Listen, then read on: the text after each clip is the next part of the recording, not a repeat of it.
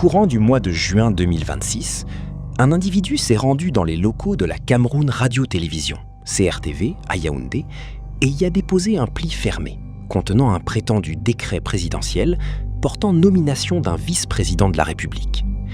Le dit document, qui revêtait selon toute apparence les sceaux officiels de la présidence de la République, ainsi qu'une signature attribuée au chef de l'État, son Excellence Paul Biya, n'a cependant nullement trompé la vigilance des responsables de la CRTV, qui ne l'ont point diffusé sur leurs différentes antennes.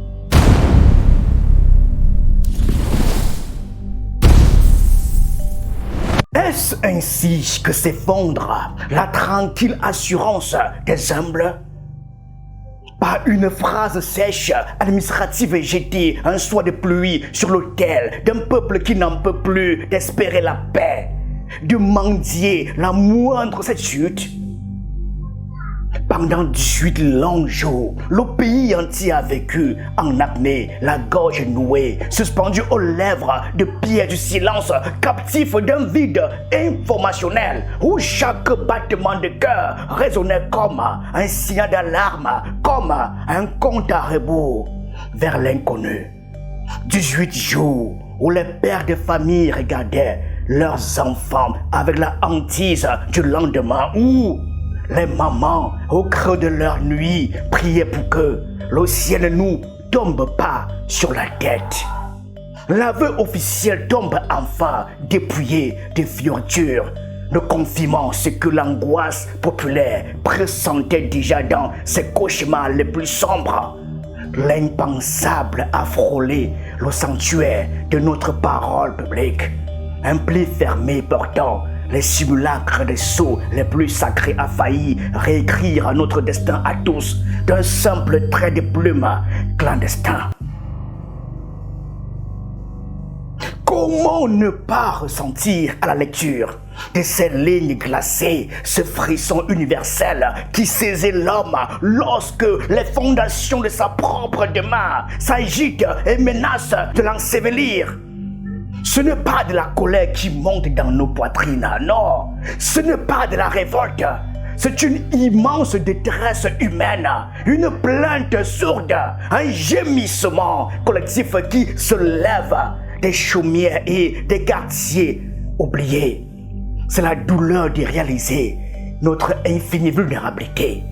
On se surprend à lire ce texte, les yeux embués, les mains tremblantes, terrifiées à l'idée que l'histoire d'un peuple si fier ait pu se jouer à pile ou face dans l'obscurité d'un hall de réception. Qui veillait ce soir-là sur la mémoire et sur l'honneur de la République? Par quel miracle d'héroïsme silencieux, par quelle grâce invisible, le fil de notre concorde nationale n'y a-t-il pas été rompu à l'antenne devant des millions de regards hébétés?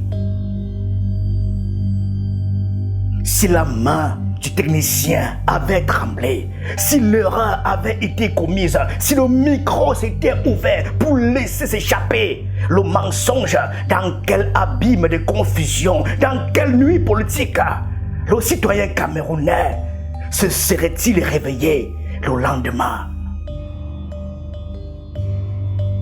Vers qui nous serions-nous tournés pour chercher la vérité? Comment un destin collectif peut-il ainsi flotter au gré des vagues, des notions d'incertitude?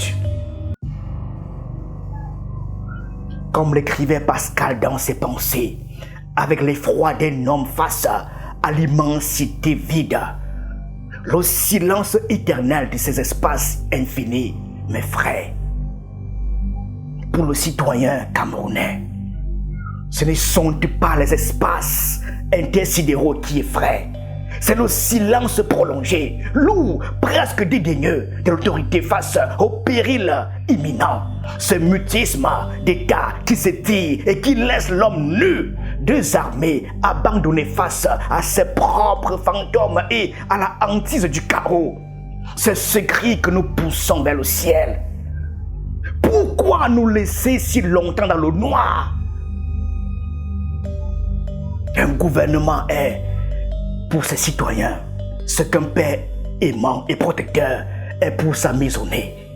Le rempart ultime contre la nuit, la digue qui fait obstacle au vent de l'effroi. Lorsque la tempête gronde au dehors, que les portes grincent et que les structures même de la maison vacillent, le moindre retard dans la parole paternelle ne préserve pas l'ordre, il instille l'épouvante. Ce n'est plus du calme, c'est de l'abandon. Pendant plus de 2 semaines, 18 jours de pure agonie morale, la maman écrasée par la charge au marché, le conducteur de taxi, des motos fatigué au volant, le jeune diplômé dont l'avenir ressemble déjà à une impasse, ont partagé dans les larmes invisibles du secret le même pain amer, celui de la conjoncture. Le silence d'État n'est jamais un espace neutre ou une simple stratégie de réserve. Il est un territoire immense, un désert aride que la peur s'empresse de coloniser, d'étouffer, de dévorer. Voyez avec quelle pudeur glaciale, quelle distance presque protocolaire le communiqué du gouvernement tente ici, aujourd'hui, de baliser et de contenir cette immense vague d'émotions collectives, ce fleuve de panique qui a submergé nos âmes. Face à cette situation qui défraie la chronique depuis quelque temps et donne lieu à des spéculations de tous ordres au sein de l'opinion, le gouvernement de la République tient à faire savoir que la diffusion des actes officiels dans notre pays, notamment les décrets, les arrêtés, les nominations, les ordonnances, les annonces légales émanant soit du Premier ministre, des ministres ou de toute autre autorité habilitée à les signer, obéit à des procédures strictes et réglementées qui visent à garantir leur fiabilité, leur crédibilité, ainsi que leur opposabilité aux tiers. Défraie la chronique, Dieu Tout-Puissant. Quelle formule lointaine, quel euphémisme technocratique pour décrire ce qui fut au plus profond de la chair du peuple, un véritable séisme psychologique. On nous offre une leçon de formalisme froid, une liturgie de greffiers poussiéreux, là où le cœur blessé d'une nation réclamait un baume, une traîne protectrice. Le citoyen lambda, celui qui tremble pour sa survie immédiate, ne cherche pas à comprendre l'opposabilité aux tiers ou les rouages de la bureaucratie administrative. Il cherche désespérément un regard humain, une voix forte, paternelle et rassurante qui vienne chasser le spectre hideux du chaos institutionnel. Pourquoi avoir laissé cette blessure morale s'envenimer, saigner et suppurer pendant 18 jours interminables sans y appliquer le fer rouge de la vérité immédiate? Pourquoi la parole censée nous protéger s'est-elle fait attendre au point de laisser le doute, le poison du soupçon et l'effroi s'installer durablement dans les foyers les plus modestes, là où l'on n'a déjà que la paix pour unique richesse? Ce texte, cette énumération de décrets et d'ordonnances, guérit-il seulement un iota de notre peur, ou trahit-il au contraire la stupeur indicible d'une administration elle-même, pétrifiée par l'audace inouïe du geste du faussaire? Si le garant de nos vies a mis tant de temps à parler, est-ce parce qu'il mesurait ses mots ou parce que le doute s'était aussi infiltré dans ses propres couloirs? Nous touchons ici avec des larmes dans les voix au concept déchirant de la peur liquide, cher au psychologue Zygmunt Bauman. Une angoisse contemporaine qui n'a pas de forme fixe, qui ne prévient pas, qui n'affiche aucun visage saisissable et qui par conséquent s'infiltre partout, sous les portes vermoulues, dans les fentes des murs, au plus profond des esprits fatigués, simplement parce qu'une digue de communication humaine et courageuse n'est venu l'endiguer à temps.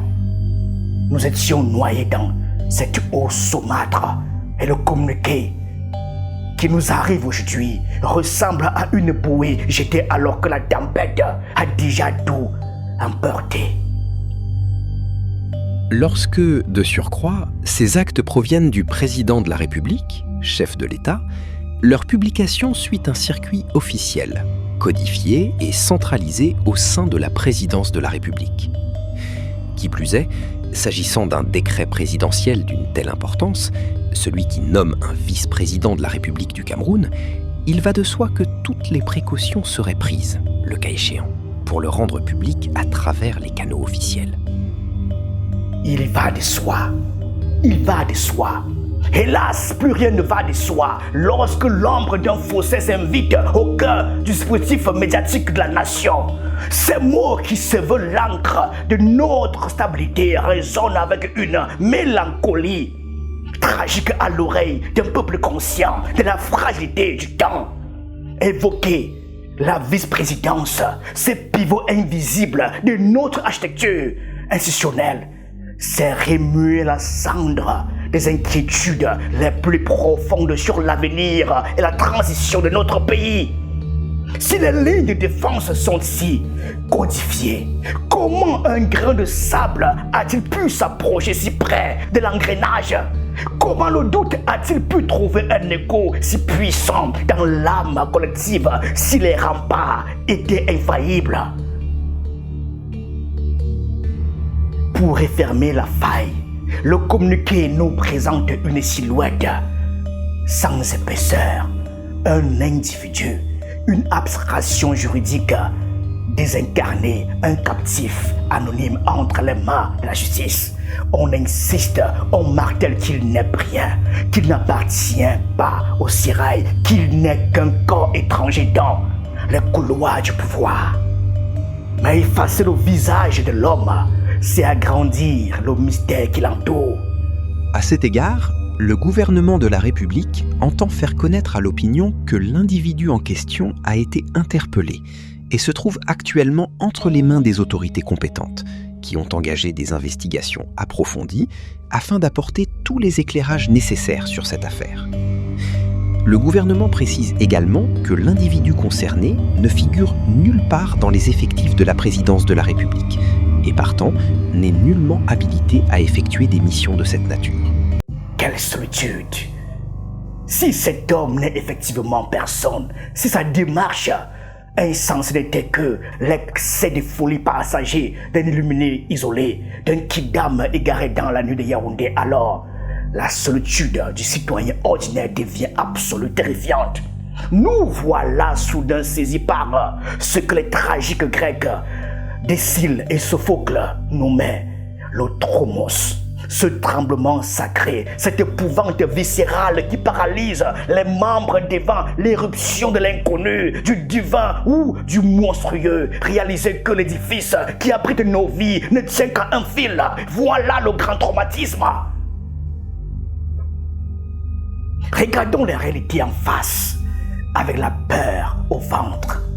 Comment un simple voyageur solitaire, un citoyen ordinaire parti de nulle part, aurait-il pu s'approprier sans une complicité sacrilège et d'une noirceur absolue les matrices même de notre souveraineté nationale?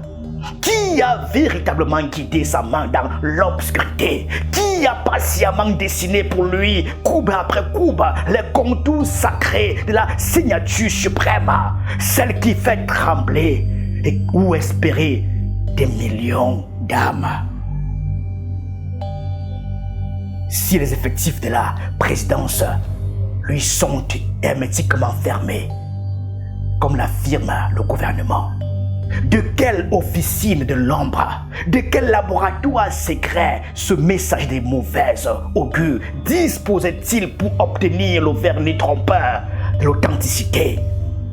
Peut-on décemment demander à un peuple mûri par les épreuves, à un peuple qui souffre déjà en silence dans sa chair, de croire qu'un homme seul, armé de sa seule audace, peut faire trembler les colonnes de la République avec un simple morceau de papier déposé à un comptoir. C'est le mythe des Prométhées inversés ici. Ce n'est pas le feu divin qui a été dérobé pour éclairer les hommes. Ce sont les foudres des Zeus qui ont été contrefaites pour nous plonger dans les ténèbres. Le silence officiel sur les commanditaires réels de cette machination laisse une plaie béante dans la conscience nationale. On ne nous rassure pas, on nous isole, on ne nous protège pas du monstre, on nous cache sa cage en nous demandant de ne pas regarder à travers les barreaux. Comment dans de telles conditions le citoyen peut-il encore trouver la force de croire au lendemain?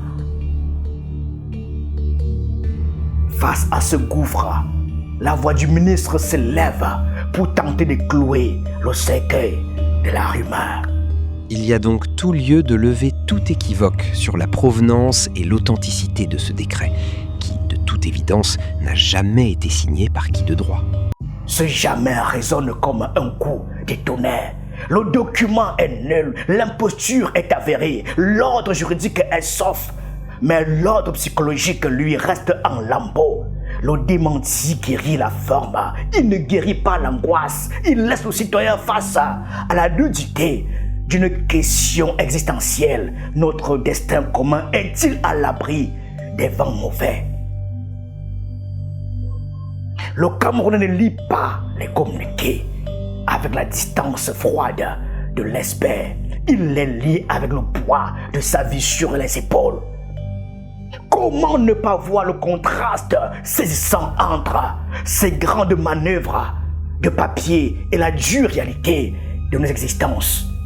Ce communiqué survient dans un climat lourd, saturé par les échos du tribunal criminel spécial au TCS où les grands de ce monde défilent et par les interrogations lancinantes sur les absences du chef de l'État. C'est le paysage d'une fin d'après-midi où les ombres s'allongent indéfiniment. Est-ce un hasard si cette fiction surgit au moment précis où le pays cherche désespérément des repères pour l'avenir? Sommes-nous les témoins involontaires d'un drame shakespearien qui se joue au-dessus de nos têtes dans les nuages du pouvoir pendant que nous luttons au sol pour le pain et la lumière? Chaque matin qui se lève sur nos cités n'est plus une promesse d'avenir, mais une victoire arrachée de haute lutte sur la précarité la plus féroce. Pour le citoyen ordinaire, survivre est un art martial. L'eau manque cruellement dans les robinets desséchés. La lumière joue avec nos nerfs et sabote nos maigres économies. La vie chère s'abat comme une sentence quotidienne qui étrangle une à une les ambitions légitimes de notre jeunesse. Et voilà qu'à ce calvaire de chaque instant, à cette croix lourde que nous portons déjà la tête basse, il faut en plus ajouter le fardeau d'une stabilité nationale que l'on découvre suspendu à un simple fil de cire à la merci d'une enveloppe clandestine. La peur dans le ventre, le cœur qui bat la chamade au moindre bruit de sirène, les larmes qui montent aux yeux devant l'avenir flou de nos enfants. Tout cela n'est pas une figure de style pour enrichir la prose d'un chroniqueur. C'est la réalité brute, nue, effrayante des millions de compatriotes. C'est le cri silencieux de tout un peuple qui regarde vers le sommet et qui craint chaque jour un peu plus de voir le grand et précieux édifice de la paix sociale. Notre seul véritable trésor, être lézardé, fracturé, brisé par des mains invisibles qui s'agitent dans l'ombre du sérail. Comment demander à un peuple épuisé par la quête du pain quotidien de porter aussi le poids psychologique d'une crise institutionnelle muette? Jusqu'à quand nos esprits devront-ils endurer cette double peine? La misère matérielle au grand jour et la terreur des complots dans la pénombre. Si les fondations même de notre sécurité collective deviennent le terrain des jeux de forces obscures, où le citoyen sans défense trouvera-t-il la force de se lever demain? Ces mains invisibles que le pouvoir n'ose nommer ne sont-elles pas en train de consumer le peu d'espoir qui nous faisait encore tenir debout? C'est une tragédie moderne qui rappelle le mythe de Sisyphe. À peine pensons-nous avoir hissé le rocher de notre survie quotidienne au sommet de la montagne, qu'une secousse venue d'en haut fait vaciller la montagne elle-même. Nous ne demandons pas l'impossible. Nous demandons juste que ceux qui ont la charge de notre destin tiennent fermement le gouvernail à haute et intelligible voix pour que la paix ne soit pas un mot creux, mais un abri réel contre la tempête. En conséquence, le gouvernement de la République invite tous nos concitoyens à un peu plus de vigilance et de discernement, en attendant l'aboutissement de l'enquête en cours, étant entendu que toute décision dans cet important domaine est et demeure de la seule et exclusive prérogative du président de la République, son Excellence Paul Biya. On nous demande aujourd'hui du discernement. On nous supplie de rester calme, mais le peuple camerounais n'en a jamais manqué. C'est sa patience infinie, sa tolérance légendaire face à la misère, sa sagesse séculaire qui maintiennent ce grand et beau pays debout malgré les tempêtes, malgré les trahisons, malgré les larmes, en rappelant avec une solennité presque désespérée la prérogative exclusive du chef de l'État. Le gouvernement cherche de toute évidence à conjurer le vide, à chasser la panique, à réaffirmer de force l'existence d'un pilote dans cette terrible tempête au sommet de l'État. Mais ce rappel même, au lieu de nous apaiser, met cruellement en lumière notre immense, notre insoutenable vulnérabilité collective. Pourquoi l'avenir, la vie et la paix des millions d'âmes doivent-ils ressembler à une équation mathématique, à une seule et unique variable? Pourquoi laisser une fonction si cruciale, si protectrice, que la vice-présidence, désespérément vide, offerte aux fantasmes les plus fous des conspirateurs et à la ruse criminelle des faussaires?